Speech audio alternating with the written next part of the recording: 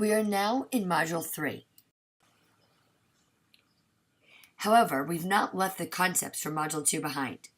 We'll continue building and expanding on ideas for developing ourselves as leaders. The aspects of each of these leadership models are interconnected and not separate entities.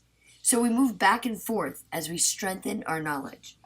Reflecting on emotional intelligence and the individual values of consciousness of self, congruence, and commitment, let's revisit from our first journal chapter how some great leaders utilize self-awareness to foster change, embrace failure, not reckless failure, but honest failure, and move on. By this, I must be referring to the leaders that many of you described in your chapters. Teams have the potential to offer greater adaptability, productivity, and creativity than any one individual can offer, and provide more complex, innovative, and comprehensive solutions to any public health challenge. So in this module, we're going to build by turning to a key group value, and that's collaboration. We create much more room for collaboration, for expansion, for building power when we nurture movements that are full of leaders and allow for all of our identities to inform our work and how we organize. This comes directly from the Black Lives Matter movement. But who does it sound like? Maybe Ella Baker? Actually, though, each of these models are driven by power and necessity of collaboration in the leadership process, so poignantly exemplified by the Black Lives Matter movement. As we've so gracefully seen by the Black Lives Matter movement and the impact on society the movement has had, collaboration multiplies group effectiveness because it capitalizes on the multiple talents and perspectives of each group member and the power of that diversity to create lasting change. And remember that a collaborative process fosters a deepening of consciousness of self, congruence, and commitment, individual values to becoming a great leader. Another example of an effective collaborative effort with the common purpose of an important public health intervention comes from a group that I've done a lot of my work with, the Mass Coalition to Prevent Gun Violence. This group exemplifies the power as an empowerment type of power, and I've referred to this group before. The Mass Coalition works on sensible gun laws in Massachusetts. It's an umbrella organization of more than 60 organizations and continuously growing. And the coalition brings together organizations and institutions across the entire state to address gun violence. And through education and advocacy and holding those in power accountable, Mass Coalition has passed some incredibly effective sensible gun laws that has made Massachusetts the state with the least gun deaths. Though there are 60 organizations, a team of about 12 people, a strategy team, drives many of the decisions of the organization. Though, as I've mentioned before, I've sometimes been conflicted about a few people making rapid decisions on behalf of more than 60 organizations representing hundreds or maybe thousands of people. Sometimes I also think and try to understand that to be effective and to accomplish the needed change, representational leaders might also be needed. So on that note, thinking of collaboration and effective and equitable collaboration methods, how are your groups coming along? Have you been able to model any of these approaches? And have the collective group discussion boards been helpful?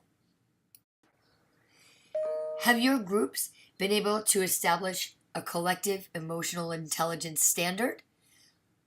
If you remember, emotional intelligence is when we're aware of our emotions and we're able to self-regulate them. And then don't forget that the awareness is directed both inward to ourselves and outward to others. But then a collective emotional intelligence standard is fostered by trust among each group member, as well as a sense of group identity. Your group identity may be formed by the common interest in public health topic that you're working on, as well as a sense of group efficacy. Often, in many organizations, group emotional intelligence standards are set by going on team outings or having team employee retreats. Has your group been able to do that? I know you're meeting. Actually, how are you meeting? Are you meeting on email? Has anyone met live? One other facet of team emotional intelligence is cross-boundary intelligence, and that's reaching out to others beyond your group. In the Mass Coalition, for example, the relationship of the strategy team members with all of the partner organizations is an example of that. But then reaching out beyond the Mass Coalition to legislators is another example of cross-boundary emotional intelligence. Within your groups and teams, maybe reaching out to other teams is an example of cross-boundary emotional intelligence. And I invite you to reach out to other teams to find out how their projects are coming along, but maybe some of the strategies that they're using. In one of our readings from this week, Salas, Slim, and Burke describe a big five in teamwork. The big five they describe include team leadership, mutual performance monitoring, backup behavior, adaptability, and team orientation. Thinking of your teams, have any of your groups addressed any of these big five? Have you identified leaders? I asked you in the LOI to identify leaders for each assignment. Have there been leaders that have emerged otherwise? Have you used the Ella Baker methodology and each person is equally contributing to the development and organization of the project? Have you kept each other in check in terms of timelines and in terms of explaining to each other your understanding of the assignments? In a positive light, backup behavior in this context can be seen as editing each other's work. In a negative light, it also can be seen as completing someone else's work. But I'm hoping that in your groups are only filled with positive interaction. I would actually add to Salas, Slim, and Burke's Big Five a Big Six. And diversity is a really important component of our workforce, but also of our teams. Diversity in experience, but diversity in everything, to be representational, and also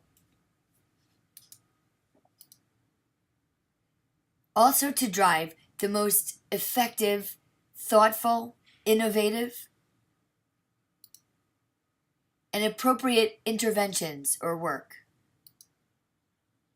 Think about your experience, both on this team of CHSC 423, but also in your work lives or other aspects of work or groups that you've been a part of. Where would you add diversity to this Salas, Slim, and Burke figure? What else would you add to this figure and to the Big Five, and really what I've added, the Big Six? Do you have any attributes that would make it a Big 10? Well, another attribute that I would offer would be communication. Communication has so many different meanings. In one regard, we could think of communication as logistics, or how are groups talking with each other, whether it be live in-person meetings, on the phone meetings. Now we can do internet Skyping, email, text. And is the group communication method effective? How about for your own teams? How are you communicating? And is your communication style working? Another way to interpret communication is, are you relaying the exact message that you're hoping comes across? Are you effectively using your voice to describe your feelings and beliefs? And is your group working together well?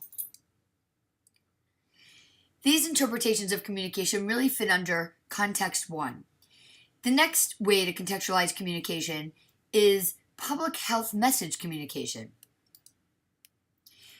When we think about program planning and evaluation, how are you raising awareness of your program? How are you getting participants to come to your program? Once you have your participants and you're meeting your process objectives, then how are you communicating your results or your outcome objectives? Who are you communicating these results and outcome objectives with? Parvanta describes a creative brief as being a meaningful way to describe and raise awareness about your program.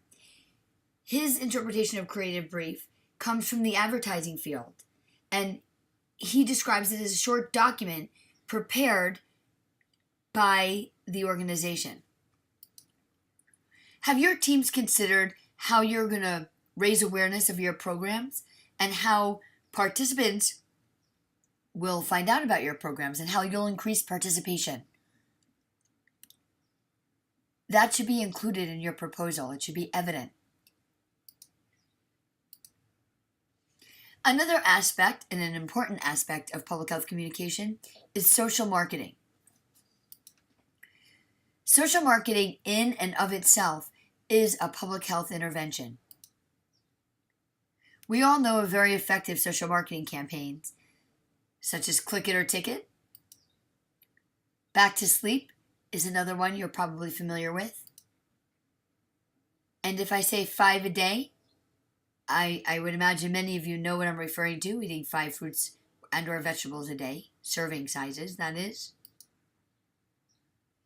And I ran, if you've been in Chicago for many years, a social marketing campaign for what's now Cure Violence in the School of Public Health building. It was Ceasefire at the time, with very simple and clear messages, a social marketing campaign with very simple and clear messages that were stop killing people and don't shoot, I want to grow up. You may have seen some of the collateral materials around at some point.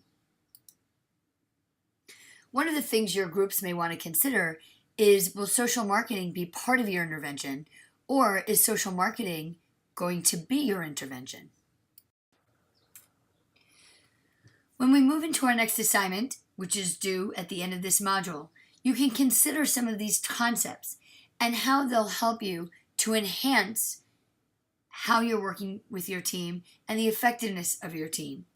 And team communication, team emotional intelligence, and any of the categories of the big 5 or 6 or 7 or other aspects you come up with, so 10.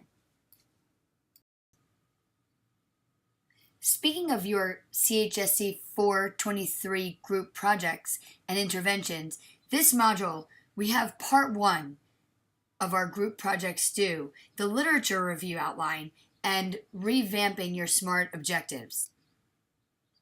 Please don't forget that this part 1 project should start with objectives revised based on feedback at the top of your page, and then an outline of your literature review is to follow.